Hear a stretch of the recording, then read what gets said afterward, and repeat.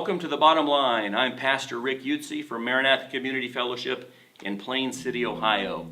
You know, concern over the Zika virus has been spreading to the United States, in the past few weeks because the problem seems to be getting worse. It's scarier than they first thought. The actual effects of the virus don't only affect the unborn child, in the womb, but they can also have neurological effects on adults. And the virus is spreading rapidly, and it started in Brazil, went through Central America, the Caribbean, into Mexico. It's coming in the United States. There's a few hundred cases that have been confirmed in the United States already, and it's spread by mosquitoes. And they found that there's another mosquito that can carry this virus. So now it can get to more states than they originally thought. And so what are they doing to combat this virus? They want to be able to kill the mosquitoes, and they want to create a vaccine that, builds up our immunity to it so that we don't actually get the disease. Our body will fight it off.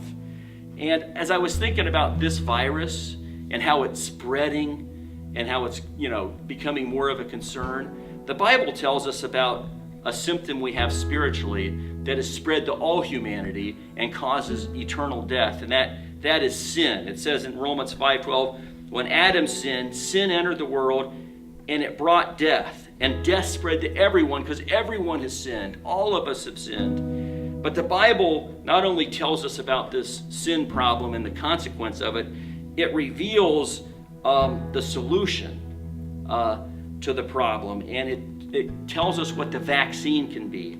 And I thought it was interesting that a vaccine, the way it works is, Wikipedia says, that it contains an agent that resembles a disease-causing microorganism and is often made from weakened or killed forms of the microbe.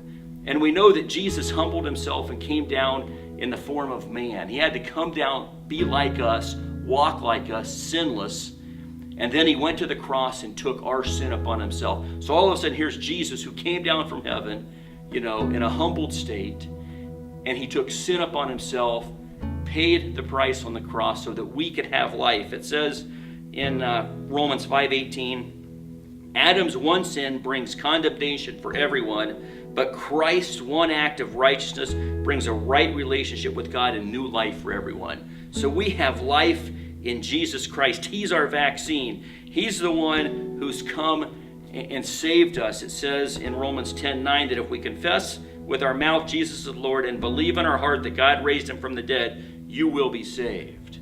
And so just like the Zika virus, we're hoping that the vaccine that comes out in the next year or so gets developed, and then we will go tell people about the vaccine, right?